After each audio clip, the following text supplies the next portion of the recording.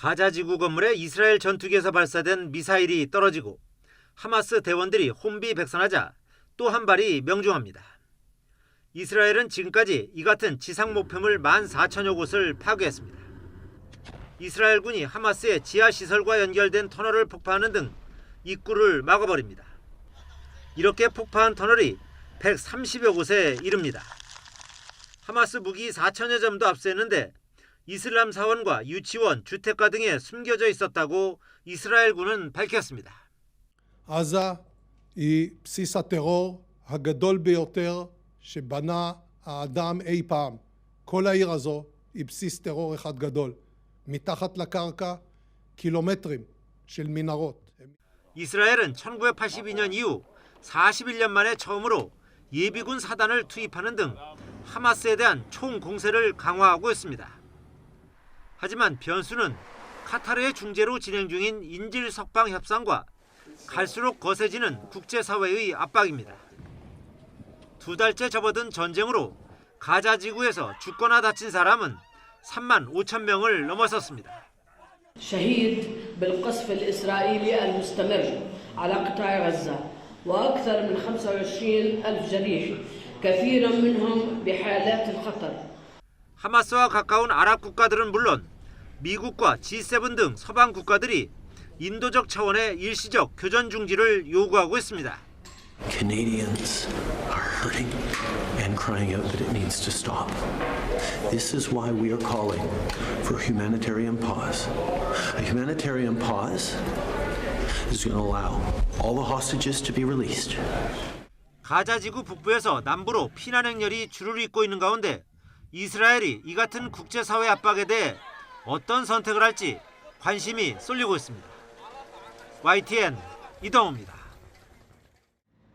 이스라엘군은 정례 브리핑에서 하마스가 가자 지구에서 통제권을 잃고 있다고 밝혔습니다. נמשיך לאפשר גם מחר לתושבי עזה לרדת מכבלי חמאס בצפון רצועת עזה לדרום רצועת עזה. חמאס איבד שליטה וממשיך לאבד שליטה בצפון. 하가리 소장은 우리는 가자시티에 대한 공격을 계속 심화하고 있으며 민간인 거주지와 인접한 땅굴 갱도를 차단하고 있다고 설명했습니다. 이로 인해 전략적 공격을 계획하던 하마스의 항공 및 해군 전력에 큰 타격을 가했다고 전했습니다. 하가리 소장은 하마스가 가자 지구 주변에서 이스라엘 지상군을 공격하는 데 사용해온 약 700정의 유탄 발사기를 노획했다고 밝혔습니다. 이스라엘군은 휴전은 없다고 거듭 강조했습니다. אין הפסקת אש. אנחנו נלחמים בחמאס.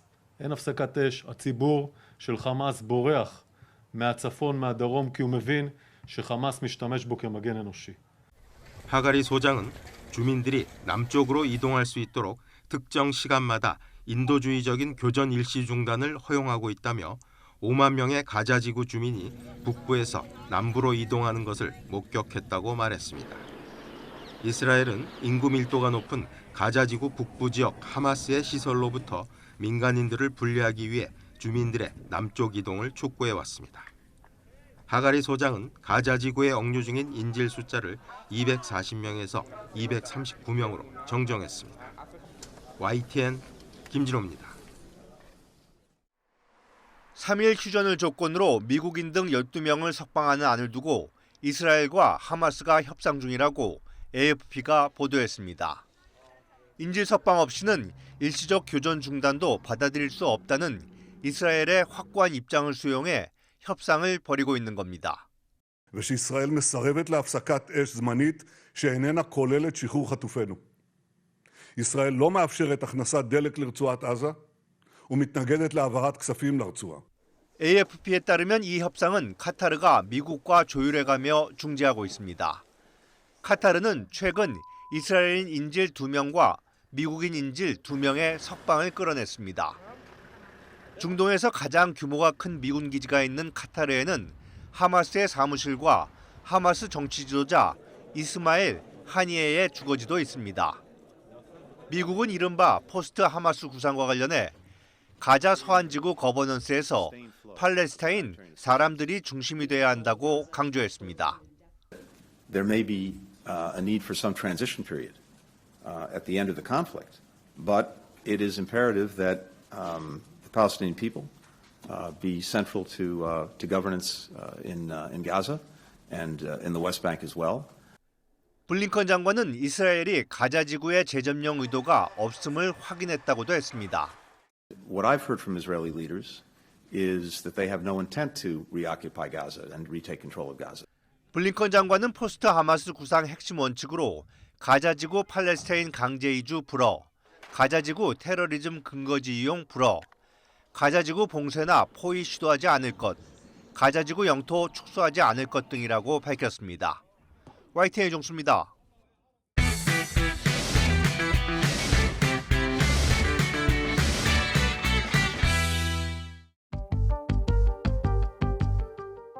지난 2011년 영유아와 임산부 수십 명이 원인을 알 수 없는 폐 질환으로 숨졌습니다. 공포스런 죽음의 원인이 가습기 살균제에 있을 가능성이 제기돼 대대적인 조사가 이뤄졌습니다. 가습기 살균제 성분이 폐까지 호흡기계까지 침투할 수 있는 가능성도 확인을 하였습니다.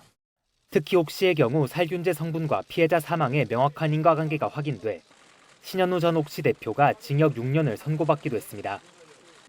이후 피해자들은 형사처벌과 별개로 제조사를 상대로 잇따라 손해배상 소송을 냈습니다.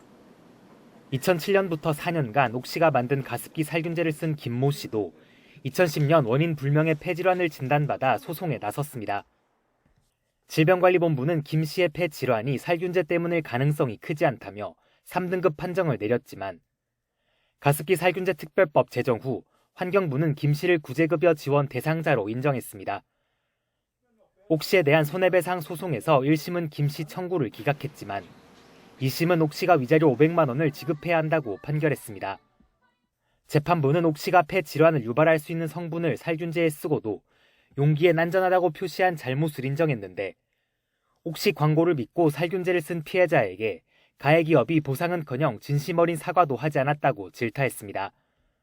이 같은 항소심 선고 4년 만에 대법원도 원심 판단에 문제가 없다고 결론 내렸습니다.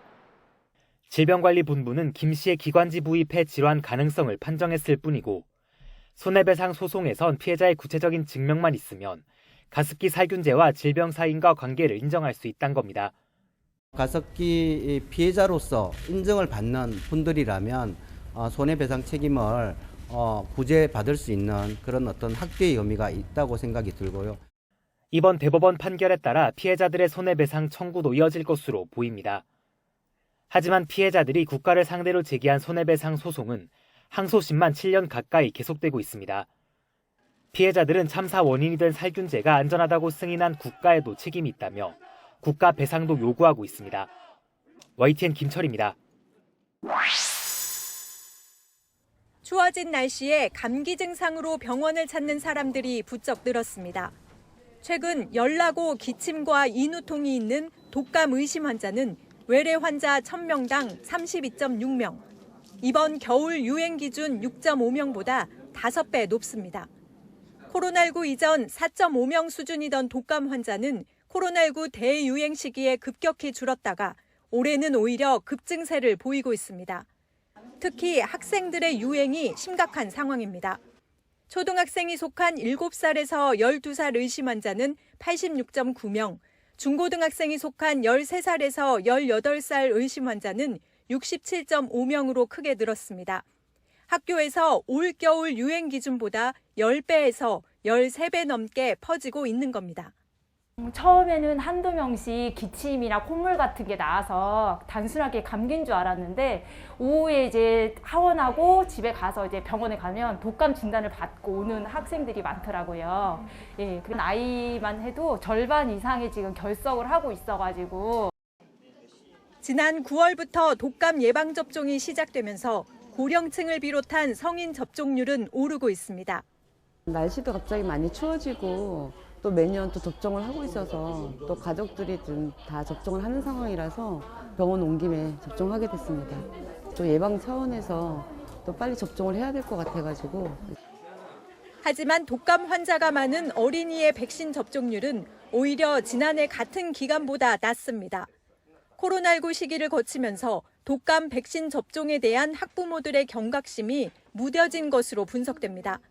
하지만 어린이의 경우 독감이 심하면 폐렴으로 악화할 수 있는 데다 겨울철 대유행을 피하려면 빨리 맞는 게 좋습니다.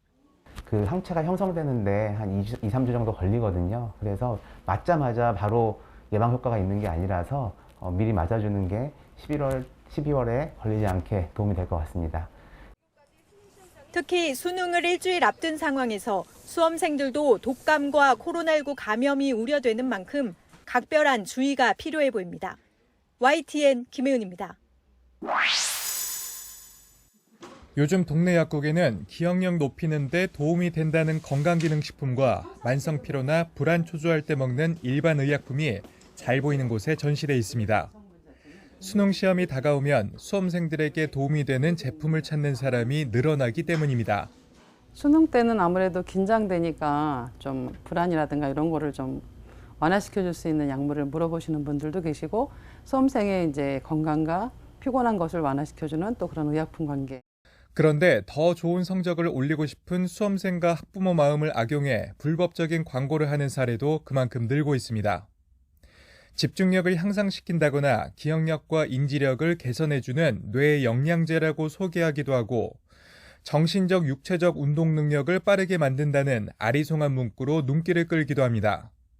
모두 건강기능식품으로 효능을 인정받지 않아 식품의약품안전처에 적발된 사례입니다.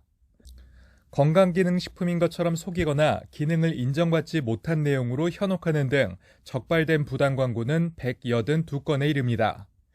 특히 일명 공부 잘하는 약으로 불리는 향정신성 의약품 메틸페니데이트를 온라인에서 판매하려는 광고는 200건이나 적발됐습니다. 메틸페니데이트는 잘못 먹을 경우 두통, 불안감을 비롯해 환각, 망상의 부작용까지 겪을 수 있습니다. 향정신성 의약품은 의사에게 처방받아 치료 목적으로 사용되는 전문 의약품입니다. 이를 판매, 광고하거나 의사의 처방 없이 구매하는 행위는 명백한 불법으로 처벌 대상이 될 수 있습니다. 수능 시험이 일주일도 남지 않은 시점에서 기대했던 효과보다는 자칫 부작용으로 낭패를 볼 수 있기 때문에 수험생들의 각별한 주의가 필요해 보입니다. YTN 조용성입니다.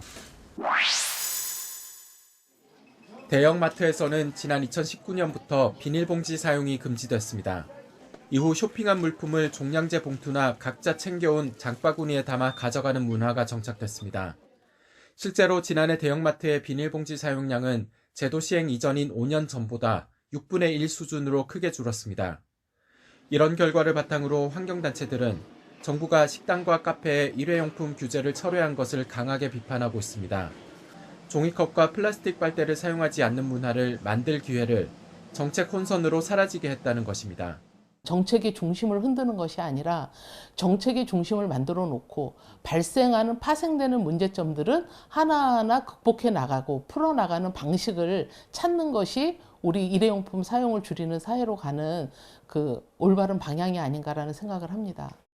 소상공인과 자영업자에게 일방적인 부담을 지우게 할 수 없었다는 것이 정부의 설명이지만 이 역시 계도 기간에 제대로 보완하지 못한 측면이 있습니다.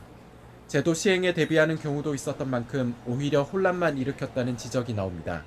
점주가 준비를 하는 과정에 이제 그 비용 투입이 돼 있고 제도가 급선회되면 어떻게 보면 좀 손해 본다라는 환경에 대한 문제는 좀 더 그 엄격해지면 엄격해지지 뭐 이렇게 풀어지지는 않는다고 보거든요. 일회용 컵 보증금제를 지자체 자율에 맡기는 방안을 검토하는 데 이어 또 한 번 나온 일회용품 정책 후퇴에 총선을 앞두고 소상공인과 자영업자 민심 달래기에 환경 정책이 희생됐다는 비판이 나옵니다. 계도 기간에 맞춰서 저희가 발표를 한 거기 때문에 총선과 연계시킨다는 것은 좀 관계가 없는 일이라고 봅니다. 국민소득 수준과 관계없이 다른 국가들이 앞다투어 일회용품 규제를 강화하는 것과 동떨어진 행보가 미래 세대의 부담을 가중할 거란 우려도 커지고 있습니다. YTN 김평정입니다. 은행권 가계대출 증가 규모는 지난 4월부터 껑충껑충 뛰더니 9월 들어서야 숨을 고르는 듯했습니다. 하지만 예상대로 반짝 축소에 그쳤습니다. 한국은행이 집계한 지난달 은행권 가계대출 잔액은 1,086조 5,700억 원, 한 달 사이 6조 8천억 원이 쌓이면서 다시 증가폭을 키웠습니다. 계절적 요인으로 감소했던 신용대출이 다시 늘어난 영향이 큽니다. 9월에는 명절 상여금이 들어오고 분기 말 은행들이 부실 채권을 정리하며 사정이 나아졌지만 10월에는 이런 효과들이 사라지고 연휴 소비와 공무주 청약에 쓸 자금 수요 등이 늘었기 때문입니다. 주택담보대출의 경우 주택 구입자금 중심으로 늘긴 했지만 증가 규모는 소폭 줄었습니다. 아직 정부 규제 강화 효과가 눈에 띄진 않지만 주택담보대출은 차츰 둔화 흐름으로 나타나리란 전망입니다. 최근 이제 금리 수준이 좀 높아진 데다가 추석 이후에 주택 거래가 다소 둔화되고 있는 부분이 이제 좀 시차를 두고 영향을 미칠 것으로 보이고, 이제 최근 정부에서 주택담보대출에 대한 이제 규제를 이제 좀 다소 강화하는 움직임이 이제 가시화되면서 점차 증가폭이 좀 축소될 것으로 조심스럽게 내다보고 있습니다. 지난달 은행 기업대출 잔액은 8조 1천억 원 늘어난 1,246조 4천억 원으로 9월보다 증가폭이 줄었습니다. 대기업 대출은 9월과 비슷한 수준으로 늘었지만 중소기업 대출은 9월 말 추석 연휴로 미뤄졌던 대출금 상환이 이뤄지며 증가폭이 줄었습니다. YTN 나연수입니다. 정부는 전기요금 인상이 피할 수 없는 선택이란 점을 강조합니다. 근본 요금 조정은 한전의 재무상, 국민 부담, 물가, 그다음에 에너지 가격 추이를 종합적으로 검토한 결과입니다. 서민 물가와 직결되는 전기요금을 대폭 올리기도, 걷잡을 수 없이 불어나는 한전의 적자를 그냥 내버려두기도 어렵습니다. 대규모 산업 현장 위주로만 전기요금을 인상한 것도 이런 고민이 담겼습니다. 지난해 대용량 산업용 전기가 전체 사용량에서 차지한 비중이 49%에 달했던 만큼 요금 인상 효과는 분명 기대할 만합니다. 하지만 산업 현장에선 벌써 볼멘 소리가 나옵니다. 산업 경쟁력 약화를 우려하는 목소리와 중소기업 부담 완화 대책에 대한 요구가 동시에 터져나왔습니다. 여기에 산업용 전기요금 인상도 우회적인 방법일 뿐 결국은 서민 부담으로 이어질 수밖에 없다는 지적입니다. 그러니까 산업용을 올리면 당연히 그 산업에서 만들어내는 제품 가격이 올라갈 것이기 때문에 우리에게 영향을 주긴 주고요. 고육지책일 수 있으나 올바른 이제 가격 신호의 전달 측면에서는 자산 매각과 조직 축소 등의 자구책 역시 근본적인 대책이 되긴 어렵다는 회의적 시각이 우세합니다. 당장 급한 채권 발행 한도를 확보하는 데 도움은 될 수 있지만 막대한 누적 적자와 비교하면 여전히 미미한 수준이기 때문입니다. 내부의 거센 반발 역시 넘어야 할 산입니다. 실망을 넘어 분노를 금할 길이 없습니다. 한전의 자구책은 또다시 이 적자의 책임을 한전과 전력그룹사 직원들에게 떠넘기는 것이기 때문입니다. 급변하는 중동 정세에 원자재 값이 널뛰고 전력 수요가 급증하는 겨울철이 다가오면서 한전의 고민은 더욱 커지고 있습니다. 3분기 적자 터널을 간신히 벗어날 거로 보이지만 올해에만 7조 5천억 원대 적자가 예상되기 때문입니다. 결국 판매가보다 생산비가 비싼 역마진 구조 해소가 문제의 핵심인 만큼 여기에 대한 해답을 언제 내놓느냐가 관건일 것으로 보입니다. YTN 김태민입니다. 재작년 2월 강원 평창군이 세운 9급 신규 공무원 충원 계획입니다. 모집 대상은 일반 모집 15명에 장애인 저소득층 5명 등 모두 20명. 그런데 석 달 뒤 일반 모집 선발 인원만 15명에서 35명으로 2배 넘게 늘었습니다.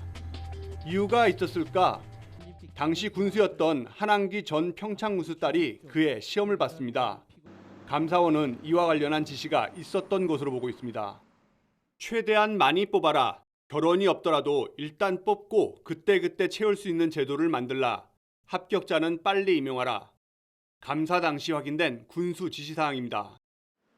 한전 군수 딸은 앞서 2018년과 2020년 시험에 2차례 응시에 떨어졌습니다. 하지만 2021년 선발 인원이 늘면서 그의 시험엔 31순위로 합격했습니다. 기존 선발 예정 인원인 15명으로는 합격할 수 없었지만 변경된 35명에는 포함된 겁니다. 강원도는 최근 인사위원회를 열고 당시 공무원 선발과 배치를 맡은 평창군청 담당 직원 2명을 직접 불러 징계했습니다. 선발 인원을 늘린 A씨는 강등, 뽑은 신규 직원 전원을 대기 없이 한 번에 임용 배치한 B씨는 정직 2개월 징계를 받았습니다. 공무원 선발 인원 변경은 공정성뿐 아니라 그의 응시 경쟁률과 미래 지자체 인사 운영에도 큰 영향을 미친다는 게 감사원과 강원도 인사위원회의 공통된 지적. 인사위 징계와 별도로 검찰은 한전 군수와 해당 직원들에 대해 수사를 벌이고 있습니다. YTN 지완입니다. 6년 동안 세 자녀의 양육비 3,800여만 원을 주지 않은 친부에게 1심에서 징역 4개월에 집행유예 1년이 내려졌습니다. 지난 9월 양육비 미지급 사건 첫 형사재판에서 징역형의 집행유예가 나온 데 이어 이번에도 실형은 선고되지 않은 겁니다. 재판부는 미지급한 양육비가 상당해 도덕적 비난을 넘어 형사처벌의 필요성이 높다면서도 일부를 지급한 점을 고려했다고 설명했습니다. 그러면서 양육비 관련 사건으로 다시 법원에 올 경우 집행유예를 장담할 수 없다며 이후 재판에서 실형이 나올 수도 있음을 내비쳤습니다. 징역 4개월을 듣고 일제히 환호성을 질렀던 피해자 측은 이어진 집행유예 선고에 실망을 감추지 못했습니다.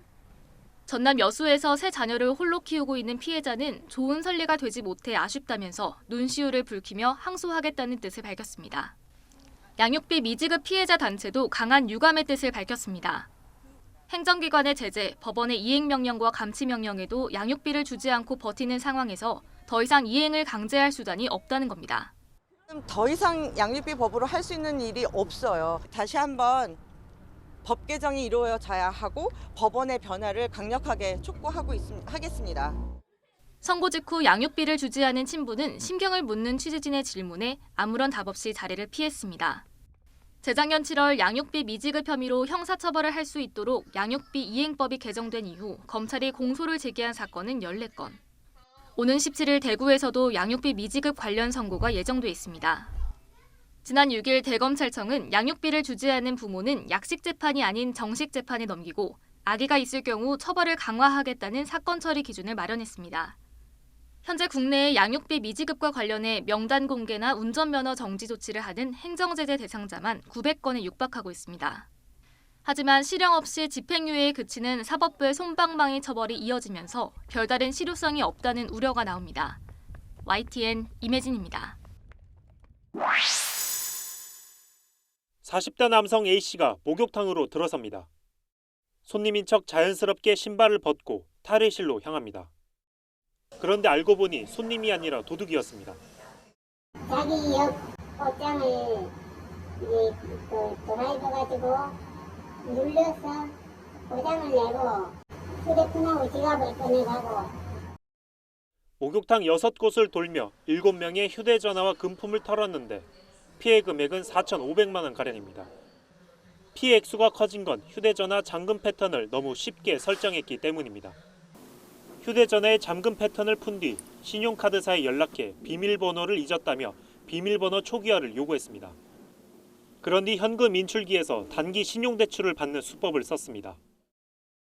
현금 인출한 게 600만 원, 그 다음에 대출 300만 원, 그러니까 토탈 900만 원을 해가갔더라고요. 피해자들의 잠금 패턴은 N이나 기억 또는 니은 등 쉬운 모양이었습니다.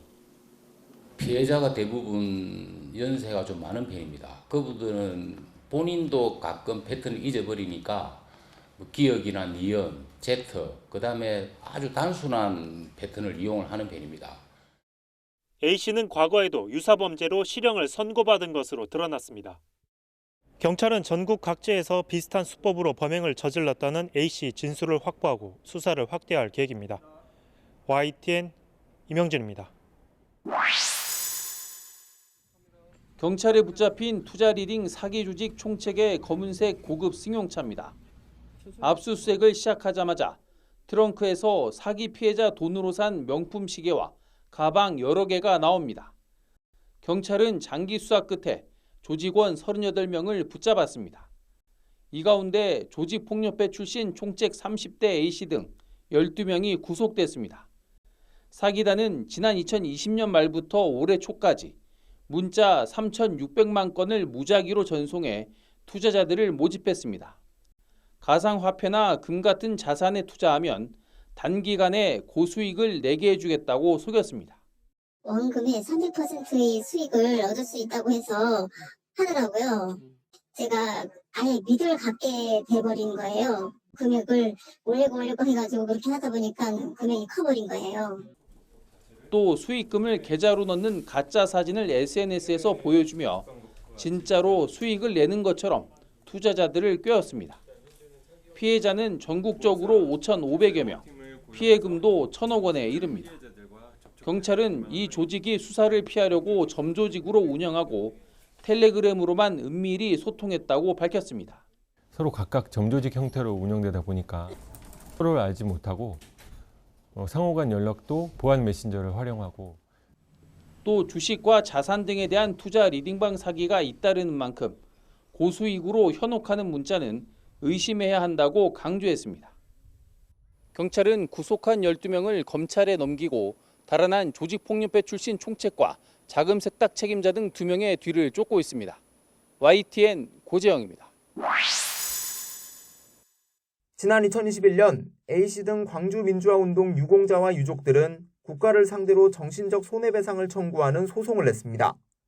소송에 참여한 유공자와 유족들만 1,000여 명, 국가에 청구한 금액은 1,000억 원에 달하는 대규모 소송이었습니다. 이들 가운데 일부는 이미 형사보상금을 받았지만 추가 손해배상 소송을 가능하게 한 헌법재판소 결정이 나오면서 다시 소송에 나선 겁니다. 당시 헌재는 정신적 손해에 대한 보상 없이 추가 손해배상 청구마저 금지하는 건 국가에 대한 배상 청구권을 지나치게 제한한다며 해당 조항의 위헌 결정을 내렸습니다. 그리고 소송 2년 만에 1심 법원은 유공자들 손을 들어줬습니다. 형사보상금에 담기지 못한 정신적 피해를 국가가 위자료로 보상할 필요가 있다며 유공자와 이들의 상속인 1,000여 명에게 모두 477억 원을 배상하라고 판결했습니다. 민주화운동 과정에서 계엄군에 연행되거나 구금된 경우는 구금된 날 하루를 30만 원으로 계산했고 사망한 경우는 위자료 4억 원을 배상하도록 했습니다. 만약 장애를 입었다면 14급을 3천만 원으로 계산해 최대 3억 1,000여만 원을 지급하도록 했습니다. 재판부는 정부가 위로금 명목으로 과거에 지급한 금액 역시 정신적 피해 배상금으로 보기 어렵다며 이번 판결에 위자료에 포함되어야 한다고 판단했습니다. 다만 유공자가 아닌 유족의 위자료 청구는 받아들이지 않았습니다. 소송을 냈던 5.18 단체는 이 같은 1심 판결에 환영의 뜻을 나타냈습니다. 이렇게까지 기대를 안 했었거든요. 그전에 한 150명 정도가 판결을 받았을 때는 굉장히 짜게 받았었거든요. 정부는 판결문을 검토한 뒤 항소 여부를 결정할 예정입니다. YTN 홍민기입니다. 말을 타고 빠르게 달리는 경찰관. 말이 있는 마방 청소도 하고 말 관리도 직접 합니다. 말을 타는 국가경찰, 서울경찰기마대입니다. 시작은 지난 1946년 국내 최초로 설립된 경찰부 공안과 기마경찰대로 거슬러 올라갑니다. 이후 서울경찰기마대로 이름을 바꾼 뒤 70년 넘게 역사가 이어지고 있습니다. 6.25 당시에는 실제 전투에 나서기도 했을 뿐만 아니라 G20 정상회의나 평창올림픽과 같은 각종 국가 행사에서 의전을 맡아 눈길을 끌었습니다. 서울시로부터 문화적인 가치를 공식적으로 인정받기도 했습니다. 서울경찰기마대는 지난 2017년 후대를 위해 보존할 가치가 있다며 서울 미래유산으로 선정됐습니다. 그런데 현재 경찰관 7명으로 구성된 경찰기마대가 조만간 없어질 위기에 놓였습니다. 현장 치안 역량을 강화하겠다며 기마대를 해체하고 말을 타던 소속 경찰관들을 전부 다른 부서로 보내기로 한 겁니다. 내부 행정관리 인력을 감축하여 현장에 재배치함으로써 일선 현장의 치안 역량을 극대화하는 또 할 일을 잃어버린 말 10마리는 공매 처분할 방침입니다. 경찰 관계자는 기마대가 예전에는 실제 시위 통제도 했지만 시간이 지나면서 관광지나 시내 순찰 등 홍보 위주로 역할이 축소된 점을 고려했다고 밝혔습니다. 하지만 가뜩이나 급속한 사회 변화와 함께 우리의 문화를 간직한 유산들이 잊히고 있는 상황. 없애는 것이 온당해 보이진 않는다라는 게 제 생각이에요. 버킹엄 궁 앞에서 지키고 있는 의정대가 쓸 데가 있어서 말 타고 다니겠어요? 불편을 감수하면서도 이제 전통과 역사를 보존해야 되겠다라고 하는 의지가 있으니까 남아있는 거잖아요. 경찰 기마대 현판과 제복 등은 서울 행촌동 경찰박물관에 전시될 예정입니다. 역사성을 지닌 또 하나의 유산이 박물관 유리 안에만 남게 됐습니다. YTN 유서연입니다.